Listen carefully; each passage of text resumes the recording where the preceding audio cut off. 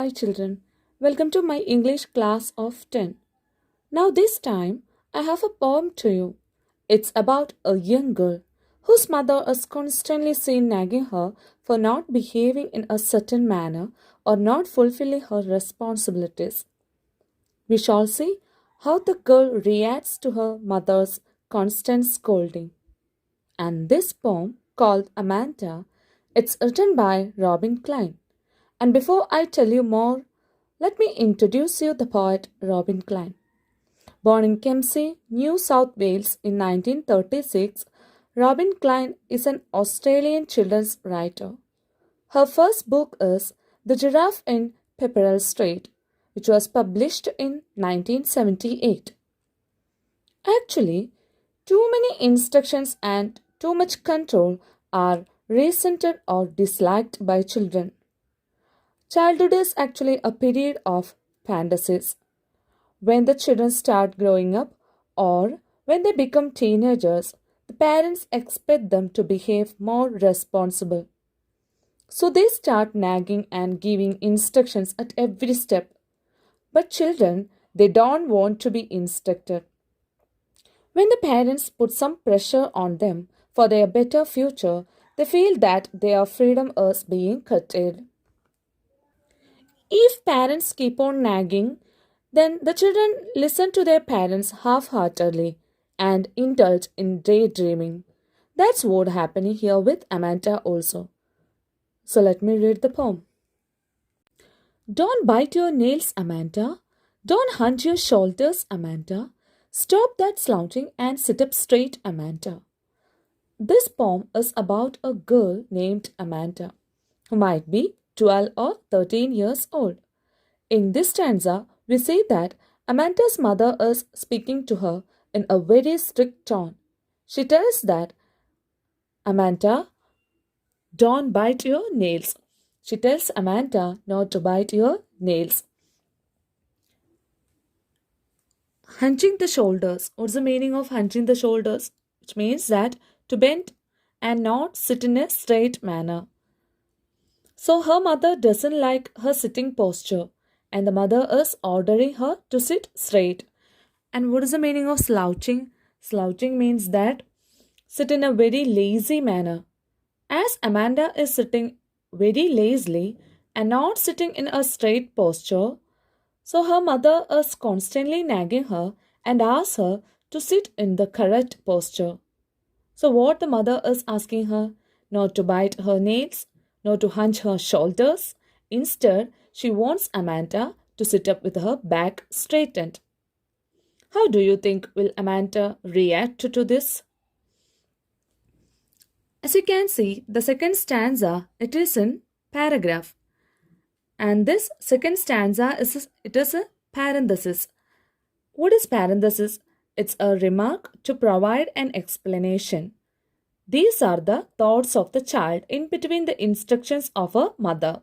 As you can see in this poem, the parentheses are given in the second stanza and in the fourth stanza and in the sixth stanza also. Okay, so what is parenthesis? It's a remark to provide an explanation. Here in this poem, these are the thoughts of the child. Who's the child here? Amanda. Okay, these are the thoughts of the child Amanda in between the instructions of her mother. There is a languid emerald sea where the sole inhabitant is me, a mermaid drifting blissfully. In this stanza, we see Amanda's reaction to her mother correcting her on the proper way to sit, but she is not listening to her. But what she is doing? She is indulged in her own world. She withdraws from her real life to an imaginary world. There is a languid. What's the meaning of languid? It means peaceful, calm, or relaxed. Emerald sea. What's the meaning of emerald sea? Green colored sea. So the sea is green in color and it is looking very calm and peaceful. What's the meaning of soul? Lonely. And what's the meaning of inhabitant? Resident. So the poet here says that when she was being scolded by her mother, at that point of time, she imagines herself to be in a beautiful green sea where she wants to be the only one resident. And here she says that she wants to be a mermaid. Actually, what is a mermaid? It's a mythical sea creature. Half part of it is of a woman, and the other half part of it is the tail of a fish. Drifting blissfully. What's the meaning of drifting? Drifting means floating by or carried slowly by the water or moving slowly. And what is the meaning of blissfully? Blissfully means happily. So Amanda doesn't want to be disturbed at all. So she is imagining that she is alone in a peaceful sea. Then she takes the form of a mermaid. Why she wants to be a mermaid? Because a mermaid who is alone and leads her life in a very relaxing way. So like that, Amanda also wants to be carried away by the waves and feel the relaxing environment there. Did you finish your homework, Amanda? Did you tidy your room, Amanda? I thought I told you to clean your shoes, Amanda. Again, in this stanza, we see Amanda's mother taking on authoritative tone. She asks Amanda whether she has completed her homework. And she even asks Amanda whether she has cleaned up her room. Finally, she asks her if she had cleaned her shoes. As you can see, it's very clear that Amanda's mother is both irritated and angry at her. I'm an orphan roaming the street. I pattern soft dust with my hushed bare feet. The silence is golden, the freedom is sweet. Here we see that Amanda imagines herself as an orphan. From this stanza, we can understand that she wants to be an orphan. As an orphan, she imagines herself going around the streets. Roaming around the street means going around the streets without shoes. That's why it's here bare feet. She wants to roam around the street freely. And what is she doing while walking? She is making patterns. Where she is making patterns? In the soft dust in the street. How is her feet? Her feet is bare. Okay, it said here it is bare feet. Bare feet means that she is not wearing shoes. And hushed. Can see the word hushed here. She is not making any noise at all. So she is making designs on the soft dust with her bare feet very quietly. The silence is golden, the freedom is sweet. As she is fed up with the constant instruction of her mother, she feels that silence is golden. Why she says that silence is golden and how she feels silence is precious for her. And she further says that freedom is really sweet, by which she means that she never feels free when she is with her mother. So she wants to be free from those all instructions and she doesn't want anybody to come and disturb her. So she wants to do as she likes in her world of imagination. Don't eat that chocolate, Amanda. Remember your acne, Amanda. Will you please look at me when I'm speaking to you, Amanda? In this stanza, we see that Amanda's mother is asking her not to eat chocolates. Acne, it means pimples.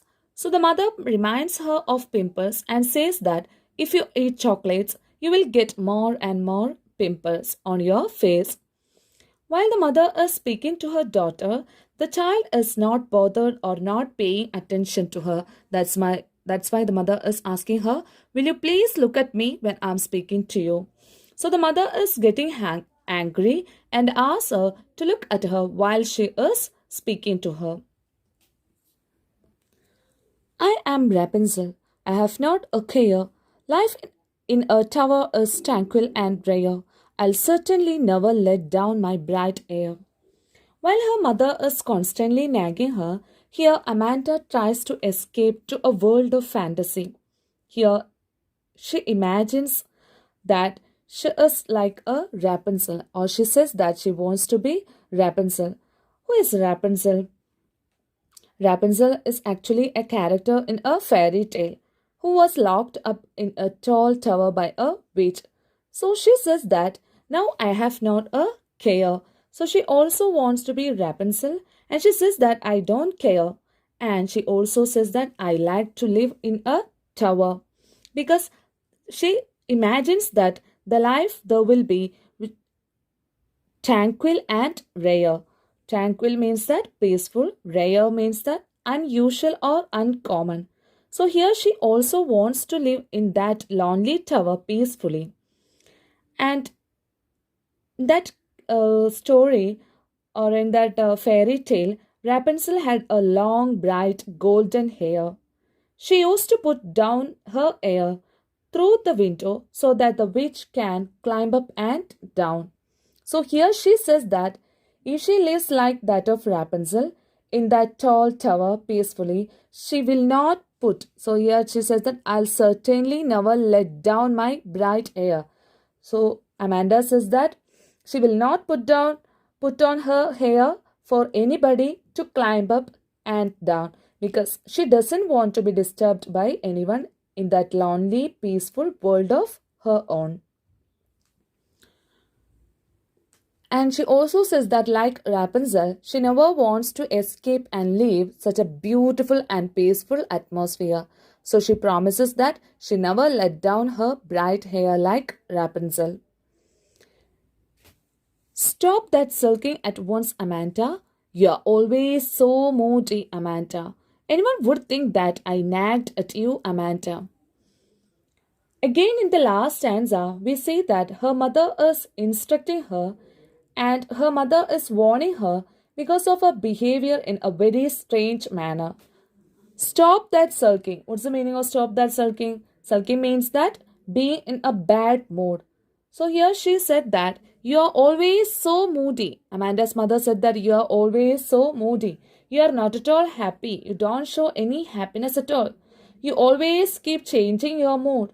So the mother is expressing her anxiety that Amanda is so moody and sulking because of the instructions and scolding given by her.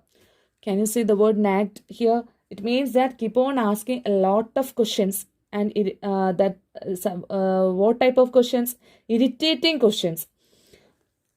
Anyone would think that I nagged at you, Amanda.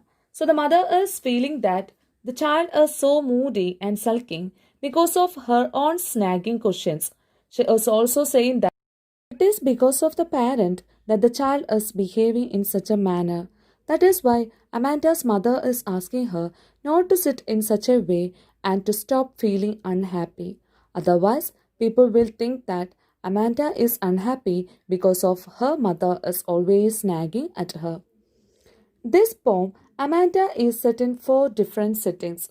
The first setting is that of the real world, in which Amanda's mother is forever trying to correct her posture or her behavior.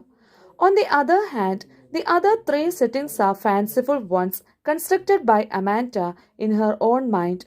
These are the realms to which she escapes when she is tired of listening to her mother finding faults in her. One of these settings is that of the sea, in which Amanda imagines herself to be a mermaid. Another one of these settings is that of the street, in which Amanda imagines herself to be an orphan child. The last of these settings is that of a tower, in which Amanda imagines herself to be the imprisoned princess known as Rapunzel. These three settings form a contrast to that of the real world in which Amanda and her mother live. We are going to discuss about the poetic devices used in this poem. Can you see the word don't?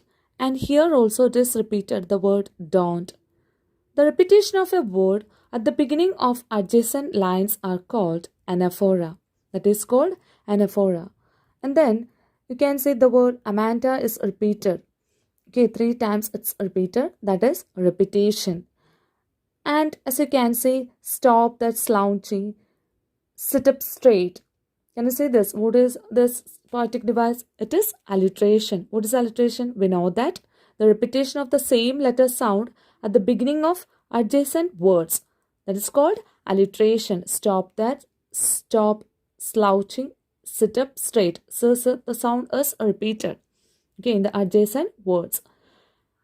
And then the second stanza, you can see that emerald sea. This is an example of metaphor.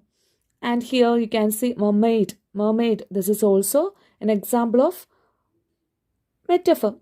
Then you can see like the first stanza here did. First line, first word did, and the second line, first word is also did.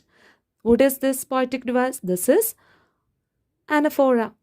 Okay, then like that here you can see another poetic device, that is did you tidy your room? Okay, the first letter sound is repeated. Okay, that is alliteration. And then Amanta, the word is repeated, that is a repetition. Then here in this stanza you can see that the silence is golden and the freedom is sweet. That is an example of metaphor. Okay, here you can see Amanta is repeated, that is repetition. Here in this stanza, you can see that she compares herself to be Rapunzel, that is metaphor. And the other poetic device here, it is t, the sound t is repeated, that is alliteration. And then here, the last stanza, you can see that the first letter sound is repeated. Stop that sulking, that is alliteration. And another poetic device used by the poet in this poem is that allusion. What is that? Allusion. What is that poetic device? It's a poetic device which is a reference to some character or story in the past. Here in this poem, Amanda imagines herself to be mythological characters such as Mermaid and Rapunzel. That is the poetic device used by the poet as allusion. Okay, thank you.